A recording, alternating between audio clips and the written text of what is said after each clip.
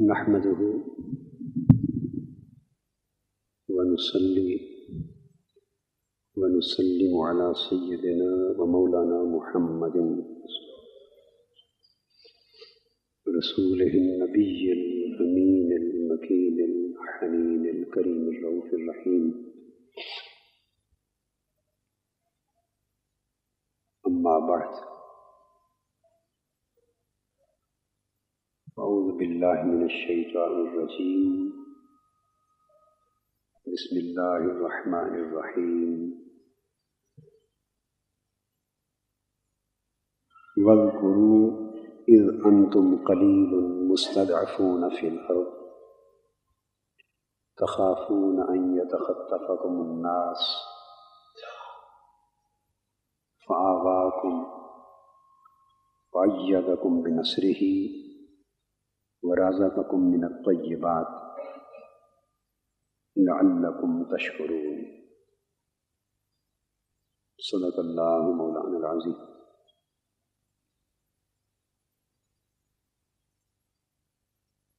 معزز خواتین و حضرات،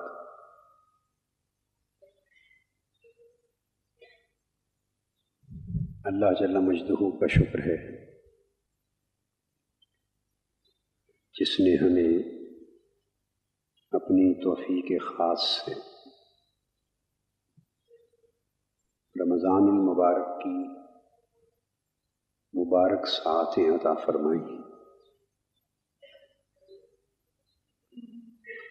اور آج کے اس بابرکت جمعہ کے دن میں ہم سب کو جمع فرمایا.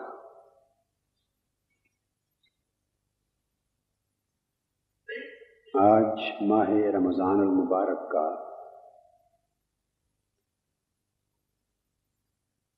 غالباً تیسرا جمعہ بھی ہے، اور 17 رمضان کی مناسبت سے یہ دن یوم الفرقان بھی ہے. یعنی اس دن اسلام کی تاریخ کا سب سے پہلا معرکہ اور سب سے پہلا غزوہ بدر وجود میں آیا. قرآن مجید نے مختلف صورتوں میں کہیں مختصراً اور کہیں تفصیلاً غزوہ بدر، اس کے مقاصد اور اس کے واقعات کا ذکر فرمایا ہے. یہ غزوہ ہجرت مدینہ کے دوسرے سال میں واقع ہوا. سورہ انفال کی آیت نمبر 26 کی میں نے تلاوت کی ہے، جس میں اللہ رب العزت نے صحابہ کرام کی مکی زندگی اور مدنی زندگی کا موازنہ کیا ہے. ارشاد فرمایا: وَاذْكُرُوا إِذْ أَنْتُمْ قَلِيلٌ مُسْتَضْعَفُونَ فِي الْأَرْضِ تَخَافُونَ أَنْ يَتَخَطَّفَكُمُ النَّاسُ. مسلمانوں، مکی زندگی کا وہ زمانہ یاد کرو، ہجرت مدینہ سے پہلے، جب مکہ میں تم محکومی اور غلامی کی زندگی بسر کر رہے تھے. یعنی سلطنت، اقتدار، معاشی وسائل، سب کچھ قریش مکہ اور کفار و مشرکین کے ہاتھ میں تھے.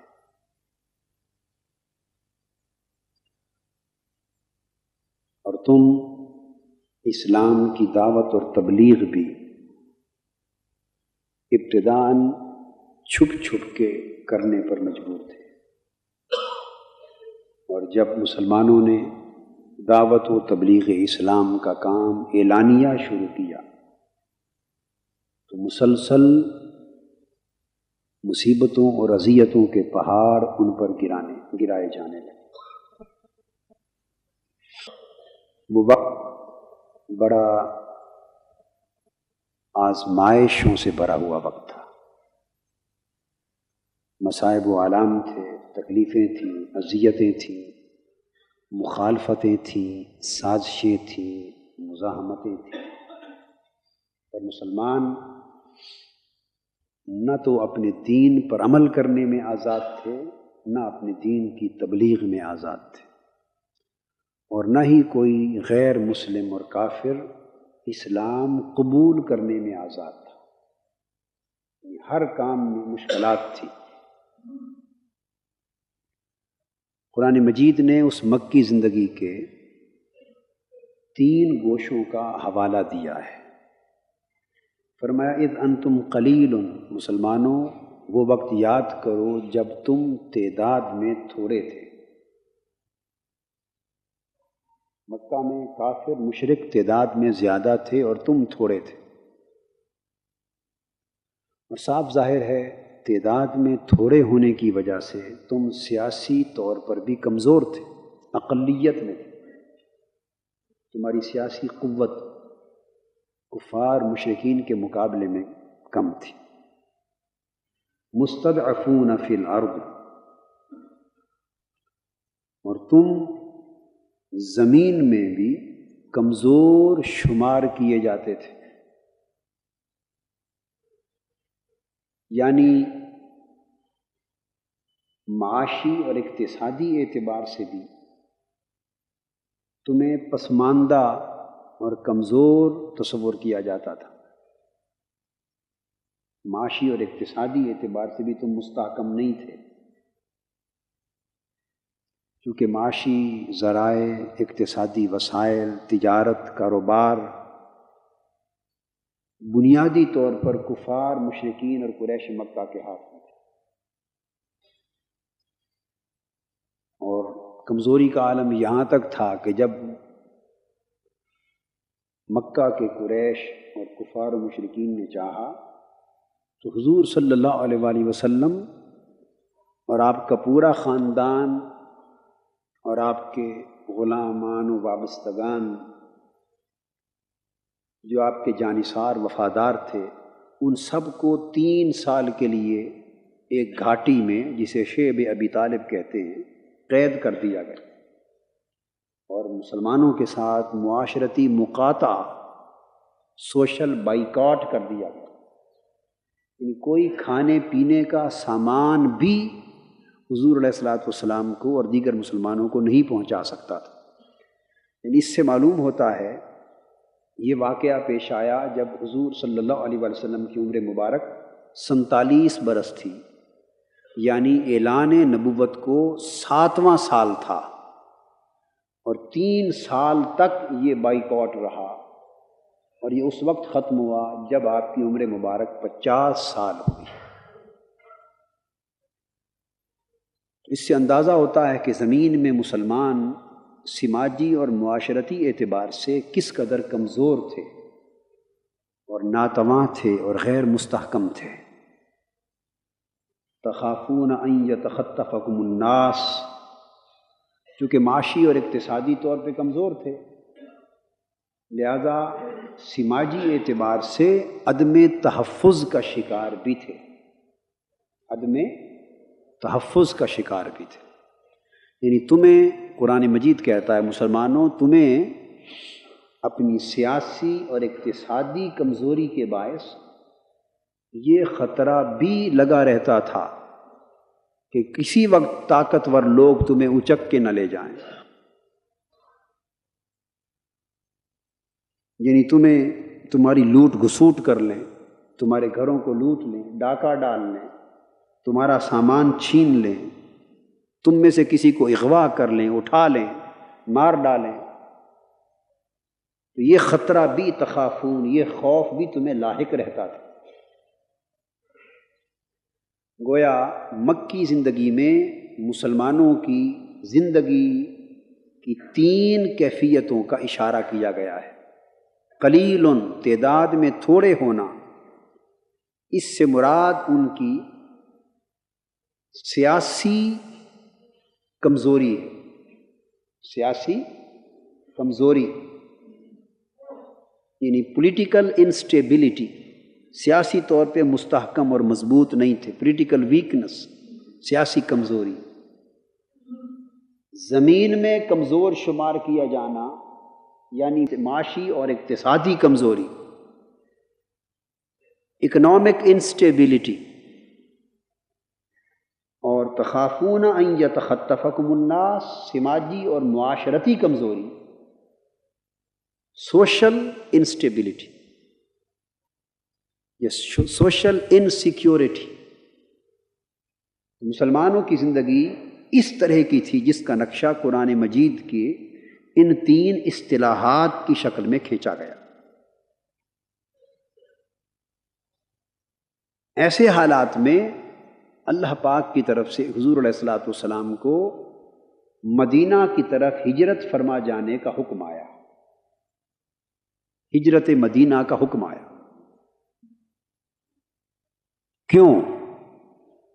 اب یہ نقطہ توجہ طلب ہے، یہ پس منظر ہوگا، یہ بات اگر آپ سمجھ جائیں تو غزوہ بدر کا پس منظر ہے، قرآنی پس منظر ہے کہ بدر کی جنگ کن حالات میں ہوئی، اس کا قرآنی پس منظر کیا ہے، یہ غزوہ بدر کا قرآنی فلسفہ کیا ہے۔ یہ مسلمانوں کی اجتماعی زندگی ان 3 قسم کی حالتوں سے عبارت تھی۔ تو ہجرت مدینہ کا حکم آیا۔ کیوں حکم آیا؟ کہ اللہ پاک مکہ میں رہتے ہوئے اسلام کو اونچا کرنے پر قادر نہ تھا؟ بتائیے، وطن کیوں چھڑوایا گیا؟ گھر بار چھوڑ کر میلوں دور ایک نئی بستی میں آباد ہونے کا حکم ہو رہا ہے، ہجرت کا حکم ہو رہا ہے، گھر بار چھوڑنے کا، وطن کاروبار چھوڑنے کا حکم ہو رہا ہے۔ کیوں؟ کیا اسی مکہ میں جو آپ کا وطن ہے، جو اللہ کا گھر ہے، جہاں کعبہ ہے، جس کو آگے چل کر قبلہ بننا ہے اور جس کو عالم اسلام کا مرکز بننا ہے، وہ بستی، وہ شہر کیوں چھڑوایا جا رہا ہے؟ اللہ پاک قادر مطلق ہے، ان اللہ علی کل شیء قدیر۔ کیا وہ قادر نہ تھا کہ اسی مکہ میں رہتے ہوئے حکم دیتا کہ میرے حبیب صلی اللہ علیہ وسلم اسی دعوت اور تبلیغ کے عمل کو جاری رکھیں، اور آج یہ حالات ہیں، کل کو یہ حالات ہم بدل دیں گے؟ اللہ کی قدرت سے یہ باہر تھا؟ یہاں ایک بات سمجھنے والی ہے، اللہ کی قدرت سے تو کچھ بھی خارج نہیں ہے،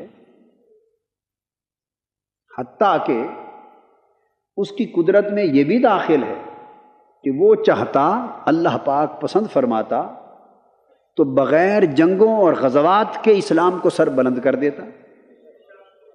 کیا اللہ اس پر قادر نہیں کہ نہ غزوہ بدر ہوتا، نہ غزوہ احد ہوتا، نہ خندق اور احزاب کی جنگ ہوتی، نہ طائف اور حنین کے معرکے ہوتے، یعنی ساری جنگیں ختم ہو جاتی، اور ویسے ہی اللہ پاک فرماتا میرے حبیب آپ دعوت اور تبلیغ کے عمل کو جاری رکھیں، ہم اسلام کو سر بلند کر دیں گے۔ جنگ کی ضرورت ہی نہیں، ٹکر کی ضرورت ہی نہیں، معرکہ آرائی کی ضرورت ہی نہیں، اور کئی سینکڑوں صحابہ کو شہید کروانے کی بھی ضرورت نہیں۔ ہر کوئی اپنے گھر میں رہے، آباد رہے، اپنا کام جاری رکھیں، اسلام سر بلند ہو جائے گا۔ کہ اللہ پاک اس طریقے سے اسلام کو اونچا کرنے پر قادر نہیں تھا؟ جی قادر تھا۔ کون سی بات ہے جو اللہ کی قدرت سے خارج ہے؟ وہ جو پہاڑ سے صالح علیہ السلام کی اونٹنی پیدا کر سکتا ہے، جو موسیٰ علیہ السلام کے ڈنڈے سے سمندر میں راستے بنا سکتا ہے، وہ جو ایک غار میں 309 سال تک بغیر کھائے پیے اصحاب کہف کو زندہ رکھ سکتا ہے، وہ جو بغیر باپ کے حضرت عیسیٰ علیہ السلام کو پیدا کر سکتا ہے، اور ابابیلوں سے ابرہہ اور اس کے لشکر کو مروا سکتا ہے، اپنا کعبہ بچا سکتا ہے، یعنی اللہ کی قدرت سے کیا بعید ہے؟ تو وہ چاہتا تو بغیر معرکہ آرائی اور تصادم کی زندگی اور ہجرت اور نقل مکانی کی زندگی کے بغیر صرف دعوت اور تبلیغ ہی کے عمل سے اسلام کو سربلند فرما دیتا اور اسلام کا نظام دنیا میں نافذ ہو جاتا. مگر اللہ پاک نے ایسا نہیں کیا. کس کے لیے؟ اپنے محبوب نبی کے لیے بھی ایسا نہیں کیا. اور ہم اپنے لیے یہ چاہتے ہیں. ہمارا حال یہ ہے کہ جو کام اللہ نے اپنے حبیب کے لیے نہیں کیا ہم وہ اپنے لیے چاہتے ہیں کہ نہ ٹکر لینی پڑے، نہ معرکہ آرائی ہو، نہ تصادم ہو، نہ پتھر کھانے پڑے، نہ گالیاں سننی پڑے، نہ مخالفتیں ہوں، نہ مزاحمتیں ہوں، کچھ بھی نہ ہو. بس خالی تقریر کریں، وعظ کریں، لوگ ہاتھ چومتے رہیں اور اسلام اور نظام مصطفیٰ غالب آ جائے. ہم یہ چاہتے ہیں. وہ کام چاہتے ہیں جو اللہ نے اپنے نبیوں کے لیے نہیں کیا. بتائیے کیا ہم یہ نہیں چاہتے؟ بولیے دل سے چاہتے ہیں کہ نہیں؟ زبان سے کہیں یا نہ کہیں، مگر جس طرح کی باتیں ہم کرتے ہیں ان باتوں کے پس پردہ یہی آرزو ہے اور کیا ہے. اور قرآن مجید فرماتا ہے وَكَأَيٍّ مِّن نَبِيٍّ قَاتَلَ مَعَهُ رِبِّيُّونَ كَثِيرٌ. تصادم اور حق اور باطل کے معرکہ کو دعوت دیے بغیر حق کے غلبے کی آرزو کرنے والوں، سوچو تو صحیح کتنے سینکڑوں ہزاروں نبی ایسے ہو گزرے اور ان کے ساتھ کتنے ولی اور روحانی ربانی لوگ ایسے ہو گزرے جنہیں تلواریں اٹھا کر اللہ کے دین کو سر بلند کرنے کے لیے میدان میں اترنا پڑا اور اپنی جانوں کا نذرانہ دینا پڑا، اپنے خون دینے پڑے. جو اللہ کی راہ میں مارے گئے، شہید ہوئے، آروں سے چیرے گئے، مگر وہ نہ گھبرائے، نہ سست پڑے، نہ ان کی ہمت کمزور پڑی. اللہ کے دین کے لیے جو کچھ بھی ہوتا رہا وہ اس کے باوجود لڑتے رہے. تو اللہ رب العزت قادر تھا. مگر یاد رکھ لیں اس کائنات میں اللہ پاک اپنے دین کے غلبے کے لیے اور باقی دنیا کے ہر کام کے لیے اللہ نے ایک نظام بنایا. اللہ نے ایک بیمار کو شفا اللہ ہی دیتا ہے، مگر طبیب اور معالج کے پاس جانا اور علاج کروانا یہ اللہ نے نظام دیا ہے. وہ بغیر دوائی کے بھی شفا دے سکتا ہے، مگر نہیں، اس کا نظام قدرت یہ ہے کہ معالج کے پاس جائیں اور علاج کروائیں. حدیث پاک میں ہے حضرت سعد بن ابی وقاص رضی اللہ تعالیٰ عنہ ایک صحابی، ان کو دل کی تکلیف ہو گئی، ہارٹ اٹیک ہو گیا یا انجائنا کی پین ہو گئی. حضرت سعد بن ابی وقاص رضی اللہ عنہ، حدیث پاک، انہیں حضور علیہ الصلوۃ والسلام کی خدمت میں لے جایا گیا چیسٹ پین کے ساتھ، سینے کی درد کے ساتھ. آپ نے دیکھا اور فرمایا کہ اسے عارضہ قلب لاحق ہو گیا ہے، اسے ہارٹ پرابلم ہو گیا ہے. حضور علیہ السلام نے فرمایا. صحابہ کرام نے عرض کیا آقا تو کیا کریں؟ آپ چاہتے تو دست مبارک پھیرتے وہیں ٹھیک ہو جاتے، اس میں کیا دشواری ہے؟ ایک جنگ کا موقع تھا، چونکہ وہاں معالج کی فرصت نہ تھی. ایک صحابی حضرت قتادہ بن نعمان رضی اللہ تعالیٰ عنہ کی آنکھ نکل گئی نیچے، ہاتھ پر آ گئی، آنکھ کا ڈیلا نکل کے ہاتھ پر آن پڑا. آقا کی بارگاہ میں پیش ہوئے. وہاں ایسا وقت اور فرصت نہ تھی کہ معالج کی طرف بھیجیں، دست مبارک سے آنکھ اٹھا کر واپس رکھ دی، شفا یاب ہو گئے.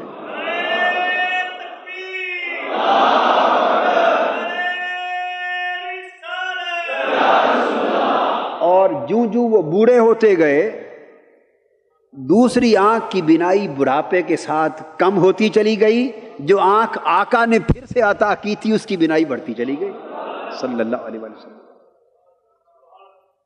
مقصد بات کا یہ ہے کہ نہ کچھ اللہ کی قدرت سے خارج ہے اور نہ کچھ آقا کے تصرفات، معجزات اور کمالات سے خارج ہے.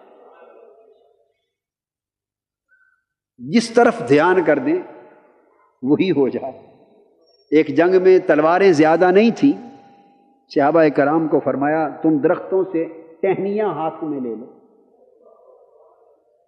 چلانا ضرور ہے کچھ جنگ میں، خالی ہاتھ نہیں جانا، ٹہنیاں پکڑ لو، تم ٹہنیاں پکڑ کے چلاؤ، میں انہیں تلوار میں بدل دیتا ہوں۔ آقا نے توجہ کی، ان کی ٹہنیاں تلواروں کا کام کرنے لگی۔ وہ جو ٹہنیوں کو تلوار بنا سکتے ہیں وہ بغیر ٹہنیوں کے نہیں لڑوا سکتے؟ مگر نہیں، فرمایا نظام یہی ہے کہ کچھ کرنا ضرور ہے۔ اللہ پاک نے دین کے غلبے کے لیے بھی نظام بنایا ہے، دین کے غلبے کے لیے نظام بنایا۔ لوگوں تک اللہ کا پیغام فقط پہنچانے کے لیے تبلیغ بنائی ہے، اللہ کے پیغام سے لوگوں کو آگاہ کرنے اور دعوت دینے کے لیے نظام تبلیغ رکھا ہے، اور اللہ کے دین کو غالب کرنے کے لیے نظام جہاد رکھا ہے، باطل سے ٹکرا جانا، حق اور باطل کا معرکہ۔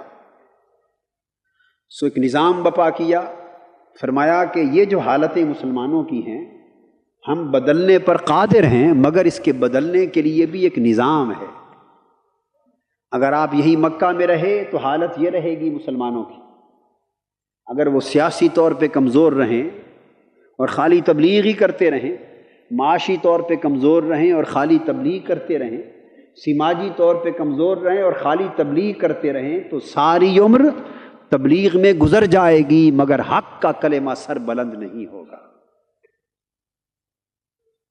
ہم چاہتے ہیں میرے حبیب حق کا کلمہ سر بلند ہو، تو کیا فرمایا اب اس کا طریقہ یہ ہے کہ یہاں سے ہجرت کریں، نئی بستی میں جا کے اپنے اسلامی اقتدار کا آغاز کریں۔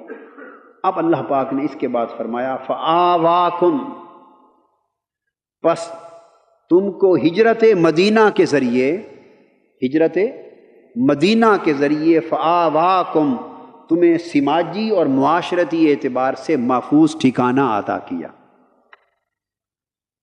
سماجی اور معاشرتی اعتبار سے محفوظ ٹھکانہ عطا فرمایا۔ وَأَيَّدَكُمْ بِنَصْرِهِ، اور سیاسی اقتدار کے ذریعے تمہاری مدد کی، سیاسی قوت، حکومت اور اقتدار دے کر تمہاری مدد کی، تمہیں سیاسی طور پر مضبوط بنایا۔ وَرَزَقَكُم مِّنَ الطَّيِّبَاتِ، اور معاشی اور اقتصادی اعتبار سے تمہیں خوشحال بنایا، تاکہ نہ معاشی اور اقتصادی کمزوری رہے۔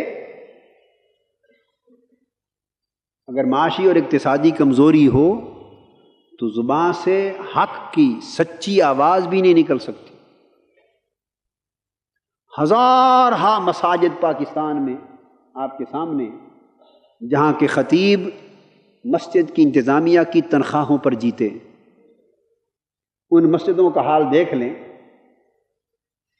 سوائے معجزات اور کرامات بیان کرنے اور فضائل بیان کرنے کہ اور کلمہ حق اس معاشرے کے اعتبار سے وہ زبان پر لانے کی جرت ہی نہیں رکھتے، جرت ہی نہیں رکھتے۔ کیوں؟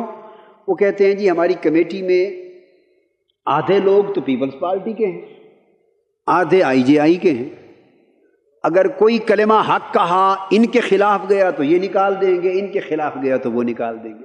مولوی صاحب بیچارے اپنے مصلے کی امامت، خطابت اور روزگار کی فکر میں حق کا کلمہ بلند نہیں کر سکتے۔ علامہ اقبال نے کہا گلا تو گھونٹ دیا اہل مدرسہ نے تیرا، کہاں سے آئے صدا لا الہ الا اللہ۔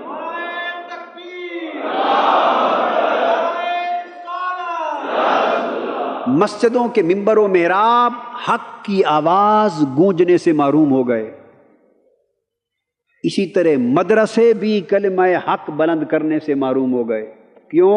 کہ اب مدرسوں کا چلنا سرکاری زکوٰۃ اور ایڈ پر مبنی، جس مدرسہ سے کلمہ حق بلند ہوگا وہاں کی سرکاری ایڈ اور گرانٹ اور زکوٰۃ بند ہو جائے گی، بس بات ہی ختم۔ قرآن کہتا ہے وَرَزَقَكُم مِّنَ الطَّيِّبَاتِ، تمہیں معاشی خوشحالی دی تاکہ کسی کے غلام نہ رہو۔ جب تک سیاسی اور اقتصادی اور سماجی اعتبار سے کوئی بھی کمزور رہے گا، غلامی کا پٹا اس کے گلے میں رہے گا، اس کا گلا دبا رہے گا، وہ کلمہ حق بلند نہیں کر سکتا۔ حق کا کلمہ بلند کرنے کے لیے آزادی چاہیے۔ اللہ پاک نے فرمایا مکہ کے معاشرے میں تمہیں وہ آزادی میسر نہ تھی، مگر تم حق کی آواز بلند کرنے والے تھے مگر دبے ہوئے تھے۔ ہم نے تمہیں مدینہ کی ہجرت کے ذریعے سماجی حفاظت دے دی، معاشی استحکام دے دیا اور سیاسی مضبوطی دے دی۔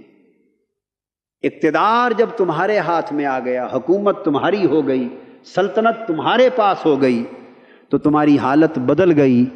لعلکم تشکرون، اور یہ انقلاب اور تبدیلی تمہاری زندگی میں ہم کیوں لائے؟ اس لیے تاکہ تم سارے کے سارے لوگ اللہ کے شکر گزار بندے بن جاؤ۔ گویا پتہ چلا کہ جب تک حکومت، سلطنت اور اقتدار خالصتاً اسلامی نہ ہو جائے، معاشرہ اللہ کا شکر گزار معاشرہ بھی نہیں بن سکتا، معاشرہ نیک نہیں بن سکتا، معاشرہ صالح نہیں بن سکتا، نہیں بن سکتا۔ آج کے اخبار میں جو ہمارے پاکستان کے وفاقی وزیر ہیں مذہبی امور کے، ہمارے محترم ہیں، معزز ہیں، ہم عزت کرتے ہیں، آج کے اخبارات میں ان کا بیان میں نے پڑھا تھوڑی دیر پہلے۔ ان کے جو پہلے بیانات دیتے رہے ان سے غرض نہیں، میں صرف آج کا بیان بتا رہا ہوں۔ آج کا پڑھیے آپ جا کے اخبارات اٹھائیے، یہ مجھے یاد نہیں کس اخبار میں تھا، مگر میں چونکہ سارے اخبار سرسری دیکھتا ہوں کم و بیش، اس میں انہوں نے فرمایا ہے کہ اسلامی نظام اور شریعت کا نافذ کرنا میرے بس میں نہیں، اسلامی نظام کا مسئلہ میرے بس میں نہیں ہے، میں صرف سفارشات مرتب کر کے دے سکتا تھا، وہ میں نے دے دی تھی، وزیر اعظم صاحب نے اور حکومت نے ان کو مسترد کر دیا ہے، اب وہ جانے اور ان کا کام جانے، میرا کام صرف سفارش کرنا تھا۔ تو پہلے سفارش کرنے والے تھوڑے لوگ ہیں اس ملک میں، اسلام کو نافذ کریں، شریعت کو نافذ کریں، سفارش کرنے والے تھوڑے ہیں پہلے۔ یعنی اسلامی نظریاتی کونسل کو 33 سال گزر گئے سفارش کرتے ہوئے۔ کتنے سال؟ یاد رکھ لیں 1961 میں بنی تھی ایوب خان کے زمانے میں اسلامی نظریاتی کونسل، 33واں سال جا رہا ہے اسے سفارش کرتے ہوئے۔ تو کسی کی سفارشوں سے اگر اسلام نافذ ہوتا تو نظریاتی کونسل کی سفارش سے کب کا نافذ ہو چکا ہوتا۔ یاد رکھ لیں اسلام سفارش سے نافذ نہیں ہوتا، خود تغلب سے نافذ ہوتا ہے۔ نفاذ کی قوت جب تک اپنے ہاتھ میں نہ آئے اسلام نافذ نہیں ہو سکتا۔ اگر سفارش کرنے سے اسلام نافذ ہوتا تو حضور علیہ الصلوۃ والسلام مدینہ ہجرت نہ فرماتے، خود مکہ کے قریشیوں کو سفارش فرما دیتے کہ تمہیں نظام بنا کر میں دیتا ہوں، تم نافذ کر دو، تمہارا میرا جھگڑا ہی ختم، تمہارا میرا۔ قریشی مکہ کے اگر حکومت ان کی رہتی اور حضور علیہ الصلوۃ والسلام ان کو نظام کی سفارش دے دیتے اور وہ کچھ قبول کر لیتے کچھ نہ کرتے، تو اگر یہ سمجھوتا ہو جاتا کہ آپ شریعت کی ہمیں سفارش فرماتے رہیں، اقتدار، سلطنت، اختیار ہمارے ہاتھ میں رہے گا، تو مسئلہ ہی حل ہو جاتا۔ مگر مسئلہ دین کا یوں حل ہوتا تو آقا اسی راہ کو اپناتے، آقا نے تو اس راہ کو اپنانے کی کوشش ہی نہیں کی۔ معلوم ہے کہ دین سفارش سے نافذ نہیں ہوتا، خود قوت اور اختیار سے نافذ ہوتا۔ جب تک اہل حق کے پاس حکومت نہ آئے، سلطنت نہ آئے، اقتدار نہ آئے، طاقت نہ آئے، اختیار نہ آئے، نافذ کرنے کی قوت جب تک اپنے ہاتھ میں نہ ہو، اس وقت تک دین نہ کبھی نافذ ہوا اور نہ کبھی ہوگا۔ حضرت یوسف علیہ السلام نے بھی عرض کیا تھا اجعلنی علی خزائن الارض، اگر اسلام کا نفاذ باری تعالیٰ مصر میں آپ چاہتے ہیں تو زمین پر طاقت اور قوت مجھے عطا کر دیں، میں تیرا دین نافذ کر دوں گا۔ قرآن مجید میں ہے، اللہ پاک نے فرمایا پھر اس وجہ سے ہم نے یوسف کو اقتدار دے دیا۔ تو اسلام سفارش سے نافذ نہیں ہوتا، اسلام قوت، اقتدار اور اختیار سے نافذ ہوتا۔ تو اختیار اور اقتدار اگر ان لوگوں کے پاس ہے جو دین کو نافذ ہی نہیں کرنا چاہتے، تو سارا ملک سفارش کرتا پھرے، علماء، مشائخ اور وزارتیں سفارش کرتی پھریں، تو سفارش کرنے والے کی مرضی اگلے کی کہ وہ مانے یا نہ مانے۔ آج ان کا بیان ہو گیا کہ میرا کام ختم، میں نے سفارشات دے دی ہیں، حکومت نے نہیں مانی، وہ مانے نہ مانے ان کا کام ہے، میرے ذمہ یہ بات نہیں ہے۔ یہی نقطہ قرآن مجید نے سمجھایا۔ تو پہلی بات یہ ذہن نشین فرما لیں کہ اگر اسلام کا مقصود اور بعثت محمدی صلی اللہ علیہ وآلہ وسلم کا مقصود فقط دین کی تبلیغ کرنے سے پورا ہوتا تو غزوات اور جنگیں نہ ہوتی۔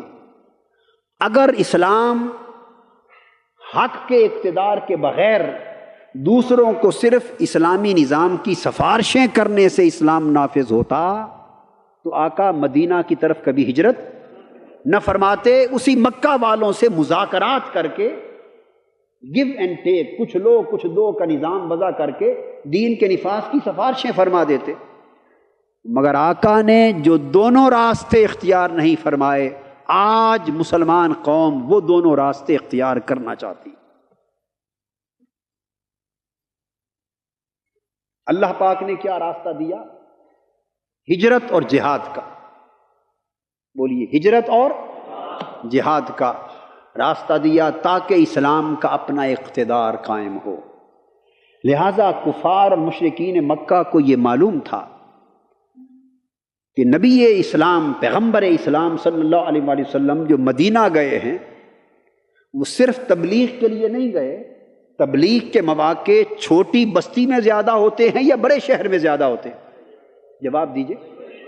مکہ شہر، بلازری ایک مورخ ہے، بلازری فتوح البلدان میں لکھتا ہے کہ مکہ شہر کی اور اس کے پورے ضلع کی آبادی کم و بیش 10 لاکھ کے قریب تھی، جبکہ مدینہ ایک چھوٹا سا گاؤں تھا، اس کی آبادی سینکڑوں یا چند ہزار سے زیادہ نہ تھی، چند ہزار سے زیادہ۔ تو چند ہزاروں کی آبادی میں تبلیغ کے امکانات زیادہ تھے یا 10 لاکھ کے علاقے میں امکانات زیادہ تھے؟ یہ بات توجہ طلب ہے۔ اور پھر مکہ بین الاقوامی تجارتی مرکز تھا، شام سے لے کر ہند تک، ہندوستان تک کے قافلے تجارت کے لیے مکہ ہی سے گزرتے تھے جاتے ہوئے اور مکہ ہی سے گزرتے تھے آتے ہوئے۔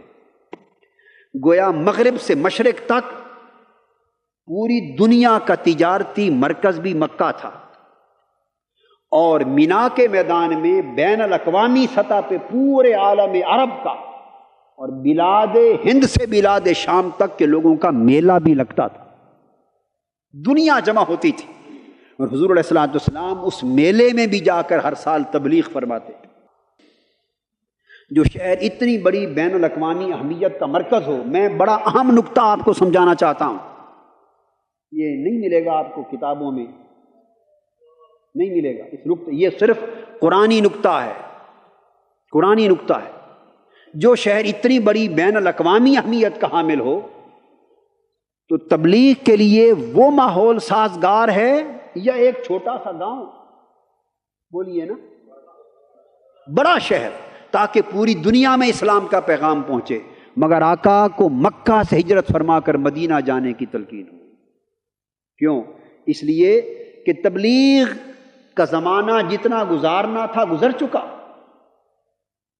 فرمایا حبیب تبلیغ تو آئندہ بھی ہوگی، مگر اب یہ جو جماعت صحابہ کی تیار ہو گئی ہے، انہیں غلبہ دین کے لیے انقلاب کی طرف لانے کی ضرورت ہے۔ ضرورت اس امر کی ہے کہ اسلام کی سلطنت قائم ہو، طاقت قائم ہو، اقتدار قائم ہو۔ وہ یہاں کے حالات کے مطابق ممکن نہیں، وہاں تشریف لے جائیے۔ عبداللہ بن ابی منافقوں کا سردار یہودی تھا، اس کی تاج پوشی ہونے والی تھی، وہ ریاست مدینہ کا سربراہ بادشاہ ڈکلیئر ہونے والا تھا، بس آقا کے مبارک قدم پڑے، وہ منصوبہ ناکام ہو گیا، اور جاتے ہی پہلے سال میں مدینہ کی ریاست اسلامی ریاست بن گئی، اور اس کے پہلے صدر سربراہ، ہیڈ آف دی اسٹیٹ، جو لفظ بھی کہیے، پہلے سربراہ ریاست مدینہ کے حضور علیہ الصلوۃ والسلام قرار پائے، پہلے سربراہ آقا کی ذات پاک قرار پائے۔ اب اگر اس وقت ہمارے دور کے کچھ لوگ ہوتے، ہمارے دور کے کچھ اہل لاہور ہوتے، کچھ اہل پاکستان ہوتے، کچھ ہمارے دور کے اہل زمانہ ہوتے، بڑے بڑے مفکر، بڑے بڑے سمجھدار، بڑے بڑے بہی خواہ، بڑے بڑے درد مند سمجھدار آج کے زمانے کے ہوتے، تو غالباً اللہ پاک معاف فرمائے، وہ سب سے پہلا مشورہ یہ دیتے، حضور علیہ الصلوۃ والسلام کی بارگاہ میں معاذ اللہ یہ پیش کرتے، آقا آپ تو پہلے ہی زمین سے آسمان تک ساری کائنات کے بادشاہ ہیں، وہ کوئی کم بادشاہت ہے؟ اس چھوٹے سے گاؤں کی بادشاہت لے رہے ہیں، اس کی سربراہی کی کیا ضرورت ہے آپ کو؟ پہلے اللہ کی دی ہوئی عزت کم ہے؟ اللہ کی دی ہوئی عزت پہلے کم ہے؟ جو رب آپ کو مکہ کی وادی سے بلا کر کعبہ قوسین پر خود ملتا ہے، اور جبرائیل کو سواری لے دے کر بھیجتا ہے، اور شرق سے غرب تک دنیا آپ کے قدموں کے نیچے، اور ملائکہ تلوے چومتے ہیں، اور سدرۃ المنتہا تک کائنات آپ کی سلطنت میں ہے آقا، تو پہلے بادشاہی اور حکومت کم ہے؟ اس چھوٹے سے شہر کی حکومت لینے کا کیا فائدہ؟ آج کے لوگ اگر ہوتے تو مشورہ دیتے یا نہ دیتے؟ جی دیتے، اس لیے آج کے لوگ اس زمانے میں اللہ نے پیدا نہیں کیے،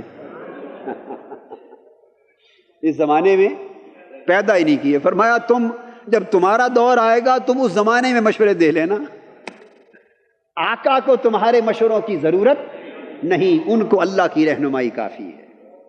تو یہ نہیں دیکھا کہ تحت الثری سے عرش معلیٰ تک پوری سلطنت جس آقا کے قدموں کے نیچے، وہ چھوٹی سی سلطنت کا سربراہی قبول فرما رہے، براہ راست سیاسی عمل میں داخل ہو رہے، براہ راست سیاسی عمل میں داخل ہو رہے، اور صحابہ کرام کے کندھوں پہ تلواریں چڑھا رہے ہیں، اور صرف 313 ہیں، مدینہ کی گلیوں سے 313 مجاہدوں کو جمع کر کے 80 میل دور بدر کے میدان میں 1000 سے زائد مسلح لشکر کے ساتھ لڑوا رہے ہیں۔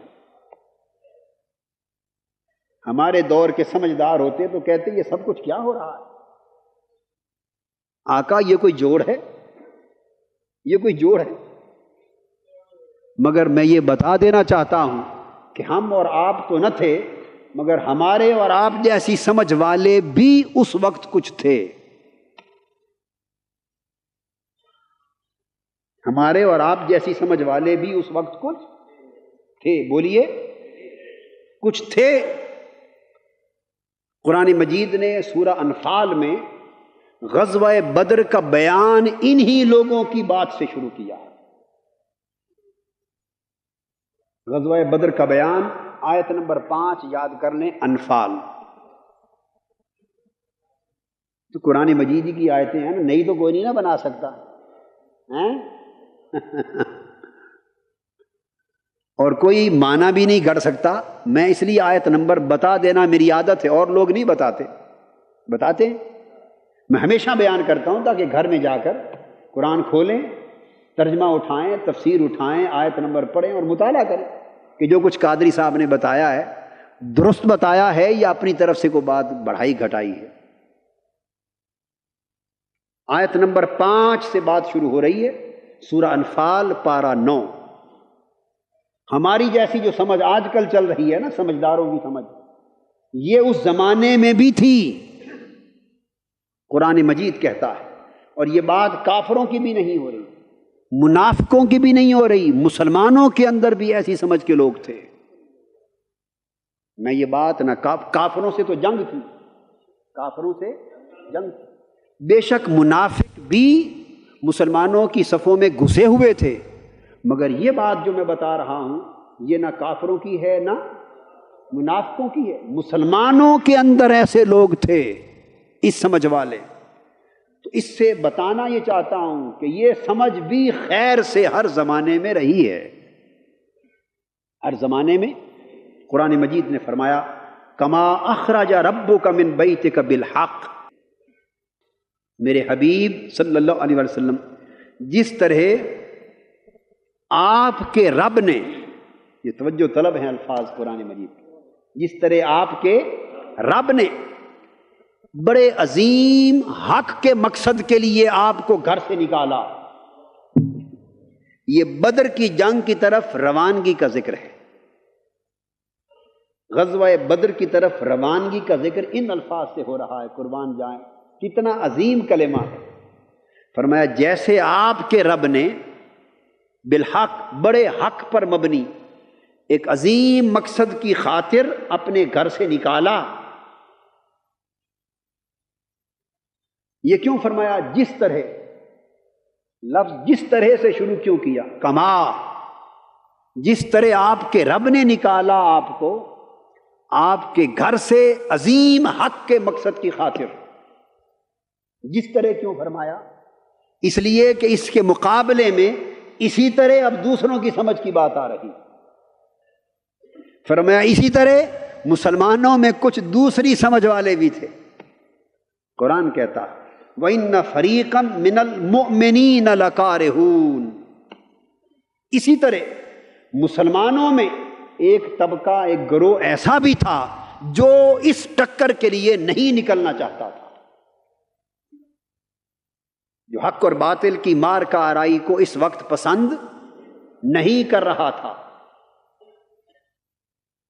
قرآن مجید فرما رہا کہ اللہ پاک ایک خاص مقصد کے لیے آپ کو اپنے گھر سے نکال رہا تھا، جبکہ عین اسی وقت مسلمانوں میں ایک گروہ اور ایک طبقہ ایسا تھا جو اس مقصد کے لیے، یعنی حق اور باطل کی مار کا آرائی کے لیے، باطل سے مسلح طاقتور، اپنے سے زیادہ طاقتور باطل سے ٹکرانے کے مقصد کے لیے ذہنی طور پہ تیار نہ تھا۔ لکارہون، اور وہ ناپسند کر رہے تھے، کراہت کر رہے تھے، ان کی طبیعتوں پر گراں تھا، وہ اس فیصلے پر خوش نہ تھے کہ بدر میں جانا چاہیے اور لڑنا چاہیے۔ باطل طاقتور ہے، زیادہ مسلح ہے، اس کے پاس افرادی قوت زیادہ ہے، مالی طاقت زیادہ ہے، فوجی قوت زیادہ ہے، اسباب زیادہ ہیں، ہم تھوڑے ہیں، کمزور ہیں، مسلح نہیں ہے اس قدر، ٹکر بنتی نہیں ہے، لہذا وہ خوش نہ تھے اس فیصلے پر۔ تو اللہ پاک نے فرمایا تو پھر یجادلونک فی الحق، بات صرف یہاں تک بھی نہیں کہ انہوں نے ناپسند کیا اس فیصلے کو، غزوہ بدر کے فیصلے کو، کہ ہم جائیں اور باطل سے لڑیں اور ٹکرائیں۔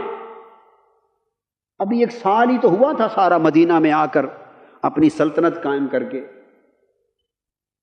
نہ صرف یہ کہ وہ ناخوش تھے بدر کے میدان میں جا کر باطل سے لڑنے پر، بلکہ قرآن کہتا یجادلونک فی الحق، میرے حبیب اس حق کے مقصد کے بارے میں آپ سے جھگڑا کرنے لگے۔ قرآن ہے یجادلونک، مجادلہ کرنے لگے، آپ سے جھگڑتے تھے، بحث کرتے تھے حضور علیہ الصلوۃ والسلام سے، بحث و تمہیز کرتے تھے، جھگڑتے تھے، اعتراض کرتے تھے، دلائل دیتے تھے۔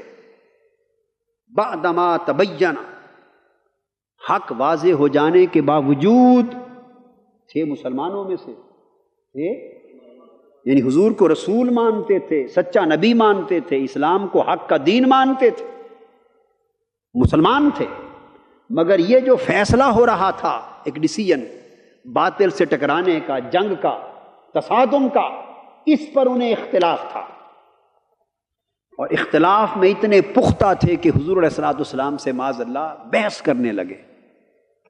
اور قرآن مجید کہتا ہے کہ حالت ان کی یوں دکھائی دیتی تھی کأنما یساقون الی الموت وہم ینظرون، اس طرح گھبرا رہے تھے اور جگڑ رہے تھے جیسے انہیں موت کی طرف ہانکا جا رہا ہو اور وہ اپنی آنکھوں سے موت کو دیکھ رہے ہوں، ایسے گھبراتے تھے۔ یہ قرآن مجید نے مسلمانوں میں سے ایک طبقے کی سوچ بیان کی۔ اب پھر قرآن آگے آیت نمبر 7 میں، یہ بیان 5 اور 6 نمبر 2 آیتوں میں تھا۔ اب انفال کی آیت نمبر 7 میں فرمایا وَإِذْ يَعِدُكُمُ اللَّهُ إِحْدَى الطَّائِفَتَيْنِ أَنَّهَا لَكُمْ تَوَدُّونَ أَنَّ غَيْرَ ذَاتِ الشَّوْكَةِ تَكُونُ لَكُمْ۔ پھر قرآن مجید بیان کرتا ہے اس غزوہ بدر کا پس منظر۔ واقعہ یوں ہے کہ اس وقت مدینہ کے قریب سے مکہ کے کافروں کے تجارتی قافلے بھی گزرتے تھے، تجارتی قافلے بھی گزرتے تھے۔ انہی دنوں ابو سفیان مسلمان نہیں ہوئے تھے ابھی تک، ابو سفیان کی قیادت میں ایک تجارتی قافلہ گزر رہا تھا، ایک تجارتی قافلہ وہاں سے گزر رہا تھا، وہ شام سے مکہ کی طرف جا رہا تھا۔ ان کے پاس مال و سامان تھا اور غیر مسلح لوگ تھے۔ وہ کچھ لوگ جو باطل کی قوت سے ٹکرانا نہیں چاہتے تھے، جب ان پر یہ واضح ہو گیا کہ اب لڑنا تو ہے، حق کے لیے گھر سے نکلنا تو ہے، تو اب وہ یہ کہنے لگے کہ جب حکم آ گیا ہے کہ گھر سے نکلو حق کے لیے، تو چلو بھائی ایسا کر لو، وہ بڑی فوج سے ٹکرانے کی بجائے یہ بھی تو کافر ہی ہے نا جو قافلہ تجارت کا جا رہا ہے، انہی پر حملہ کر لو اور ان کا مال لوٹ لو، تو لمبی چوڑی جنگ سے بھی بچ جائیں گے، بڑے مارکے اور تصادم سے بھی بچ جائیں گے، موت سے بھی بچ جائیں گے۔ غیر مسلح لوگ ہیں، ان پر پل پڑو، لوٹ لو، مال تجارت بھی اسلام کے ہاتھ میں آ جائے گا، مال غنیمت بھی ہاتھ میں آ جائے گا، کامیابی بھی ہو جائے گی اور مدینہ میں واہ واہ بھی ہو جائے گی، بے مسلمان جیت کر آ گئے۔ اب دیکھیے نا، اندر جب ایک چیز کا خوف چھا جائے تو کیا کیا ہیلے بہانے انسان تراشتا۔ تو قرآن مجید کہتا ہے کہ جب اللہ نے یہ وعدہ کر دیا کہ ان دو جماعتوں سے ایک جماعت پر تم کو غلبہ عطا کر دے گا، ایک جماعت کون سی تھی؟ یہ قافلہ تجارت والی جو ابو سفیان کی قیادت میں شام سے آ رہی تھی، تجارت کا قافلہ۔ ایک جماعت کافروں کی یہ تھی اور دوسری جماعت کون سی تھی؟ ابو سفیان کو خبر ہو گئی کہ شاید مجھ پر حملہ نہ ہو جائے، اس نے اطلاع بھیجی اور مکہ سے 1000 سے زیادہ مسلح افراد کا لشکر آ گیا، وہ جو بدر میں پہنچا جس سے جنگ ہوئی۔ دوسری جماعت کافروں کی وہ تھی جو مسلح تھی، وہاں باقاعدہ تصادم تھا، یہاں کمزور ناتواں لوگ تھے، ان کو پکڑ لینا تھا، کمزور لوگ، ان پر غلبہ آسانی سے ممکن تھا۔ ادھر جنگ تھی بڑی، تو دو جماعتیں تھیں۔ اللہ پاک نے وعدہ فرمایا اور حضور علیہ السلام نے صحابہ کو، مسلمانوں کو بتا دیا کہ وعدہ الہی آ گیا ہے کہ دو جماعتوں میں سے ایک پر تم کو غلبہ ہو جائے گا۔ اب اتنی بات بتا دی، باقی پر پردہ رکھ لیا۔ آج میں صرف اتنا نقطہ بیان کر کے ختم کر دوں گا، یہ غزوہ بدر کا پس منظر ہوگا، اور انشاءاللہ اس بیان کو پھر بعد ازاں آخری خطبہ جمعہ میں بھی اور بعد ازاں مکمل کریں گے، جاری رکھیں گے۔ بڑا ایمان افروز، دلچسپ اور یعنی معرفت، دین کی معرفت دینے والا چونکہ یہ موضوع ہے، مکمل کریں گے بعد میں۔ آج اس نقطے کو چونکہ وقت ختم ہو گیا مکمل کر لیتے ہیں، آپ سمجھ لیں۔ غزوہ بدر پر بڑے خطابات ہیں، بہت سارے، پہلے ہر سال ہوتے ہیں۔ میں نے چاہا کہ آج اس کا ایک ایسا پہلو آپ کے سامنے رکھیں جس پر پہلے بیان، اس پر پہلے بیان نہیں ہوا، ایک نیا پہلو ہے، سمجھ لیں۔ تو اب دو جماعتوں میں سے ایک پر غلبے کا وعدہ آ گیا، کامیابی کا، مگر وہ جماعت ہوگی کون سی، اس کو بے نقاب نہیں کیا، پردہ رکھ لیا۔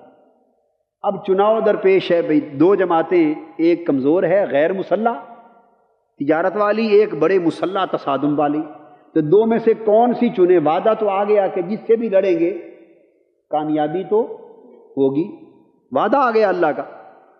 اب دو راستے سامنے ہیں، ایک بڑا تصادم ہے، بڑی طاقت کے ساتھ ٹکرانا، ایک قافلہ تجارت چھوٹا سا اس پر غلبہ پا لینا۔ تو قرآن مجید کہتا ہے وہ لوگ، وہ جو حق اور باطل کے کھلے تصادم کے حق میں نہیں تھے اور حضور علیہ الصلوۃ والسلام سے معاذ اللہ جگڑ رہے تھے، بحث کر رہے تھے، انہیں مخاطب ہے قرآن، اور قرآن کہتا ہے وَتَوَدُّونَ أَنَّ غَيْرَ ذَاتِ الشَّوْكَةِ، تم یہ چاہتے تھے کہ یہ چھوٹا سا قافلہ تجارت ہے، اسی پر حملہ کریں اور اسی کو لوٹ لیں اور بڑے تصادم سے بچ جائیں۔ وَيُرِيدُ اللَّهُ أَن يُحِقَّ الْحَقَّ بِكَلِمَاتِهِ وَيَقْطَعَ دَابِرَ الْكَافِرِينَ، تمہارا ارادہ یہ تھا کہ اس چھوٹی جماعت پر، جس پر غلبہ پانے سے کوئی اتنی بڑی عزت بھی نہیں ملے گی، بڑی شان و شوکت والی تو نہیں، طاقت والی تو نہیں ہے، تمہارا ارادہ یہ تھا کہ اسی پر حملہ کر لے، اور اللہ کا ارادہ یہ تھا کہ تمہیں باقاعدہ حق اور باطل کے بڑے تصادم میں ڈالا جائے۔ یرید اللہ ان یحق الحق بکلماتہ، اللہ اپنے کلمات کو، اپنے وعدے کو حق کر دکھائے، وَيَقْطَعَ دَابِرَ الْكَافِرِينَ، اور ایک باقاعدہ تصادم اور جنگ کے ذریعے کافروں کو جڑ سے کاٹ دے۔ لِيُحِقَّ الْحَقَّ وَيُبْطِلَ الْبَاطِلَ، تاکہ حق حق ثابت ہو جائے اور باطل باطل ثابت ہو جائے۔ وَلَوْ كَرِهَ الْمُجْرِمُونَ، اور مجرم لوگ بے شک ناپسند کرتے پھریں، مگر حق کا غلبہ باقاعدہ تصادم کی صورت میں۔ اللہ کا ارادہ یہ تھا کہ حق کے غلبے کے لیے باقاعدہ حق اور باطل کا تصادم ہو، تاکہ دودھ کا دودھ اور پانی کا پانی ہو جائے، پتہ چل جائے کہ ایمان کی راہ پر استقامت والے کون ہیں اور ایمان کی راہ پر ڈگمگانے والے کون ہیں، اللہ کے دین کی سربلندی کے لیے جان ہتھیلی پر رکھ کر نکلنے والے کون ہیں، اور اللہ کے دین کی وفاداری کا نعرہ بلند کرنے والوں میں سے تصادم کے وقت پیچھے ہٹ کر گھر بیٹھ جانے والے کون ہیں۔ چنانچہ اللہ پاک نے فرمایا کہ ہم نے یہ ارادہ ظاہر کیا اور مصطفی لشکر 80 میل باہر نکل کر بدر کے میدان میں باطل کے لشکر کے ساتھ متصادم ہوا۔ یہ تھوڑے تھے، 313 تھے، مگر چونکہ حضور علیہ الصلوۃ والسلام انہیں چھوٹے لشکر سے لڑانے کی بجائے بڑے لشکر سے تصادم کے لیے لائے تھے، اور مقابلے میں زیادہ مسلح لشکر تھا، 1000 سے بھی زیادہ سپاہیوں کا۔ یہ منظر دیکھ کر فرمایا یاد کرو وہ وقت جب ان کا اسلحہ بھی زیادہ، افرادی قوت بھی زیادہ، وسائل بھی زیادہ، تم ہر لحاظ سے کم مگر فقط ایمان میں زیادہ۔ تم نے اپنے رب سے مدد چاہی، مدد مانگی، اذ تستغیثون ربکم، اللہ سے مدد مانگی، فاستجاب لکم، اللہ نے تمہاری دعا سن لی، تمہاری التجا سن لی، اور اس نے تم سے وعدہ کر لیا انی ممدکم بألف من الملائکۃ مردفین، اللہ نے وعدہ کر لیا کہ تم لڑو، میں 1000 فرشتے لگاتار میدان بدر میں تمہاری مدد کے لیے اتار دوں گا، 1000 فرشتے لگاتار میدان بدر میں اتار دوں گا۔ تو اللہ نے وعدہ کر دیا کہ 1000 فرشتے تمہاری مدد کو آئیں گے۔ پھر تمہیں خبر پہنچی کہ اور بڑے بڑے لشکر بھی کافروں کی مدد کے لیے آ رہے ہیں، اور پورا عالم عرب اور عالم کفر و شرک کافروں کی امداد کے لیے اور مسلمانوں کو مٹانے کے لیے بدر میں آ رہا ہے۔ تمہارا چونکہ پہلا موقع تھا نا، کیا پہلا موقع تھا لڑائی کا، تمہارے دل پھر گھبرانے لگے، اور جب تمہیں گھبراتا ہوا دیکھا میرے محبوب نے، تمہارے دلوں کی گھبراہٹ کو دیکھا، تو یہ انسانی بشری کیفیتیں ہیں جو صحابہ کرام پر بھی طاری ہوئی، بشری فطرت کے تقاضے کے پیش نظر۔ جب میرے حبیب نے دیکھا تم گھبرا رہے ہو، تو میرا وعدہ تو 1000 فرشتوں کا تھا، ویسے میں چاہتا تو ایک فرشتے سے بھی جنگ جتوا دیتا، اور چاہتا تو ایک کو بھی نہ بھیجتا، ویسے امر ہوتا اور جنگ جیت جاتی، مگر نہیں، گھبرانے والے دلوں کی تقویت کے لیے میں نے فرشتوں کو بھیجا تاکہ تمہیں میدان جنگ میں نظر آئیں۔ اور آقا دو جہاں نے پکڑ پکڑ کے صحابہ کو فرشتے دکھائے۔ عبداللہ ابن عباس رضی اللہ تعالیٰ عنہ روایت کرتے ہیں، آقا نے فرمایا میرے صحابیوں آؤ دیکھو تمہیں جبرائیل دکھاؤں، وہ بھی میدان جنگ میں ہے۔ فرمایا دیکھو یہ جبرائیل ہے، یہ جبرائیل کا گھوڑا ہے، اور گھوڑا سارا اسلحہ کے ساتھ لدا ہوا جبرائیل امین لا رہا۔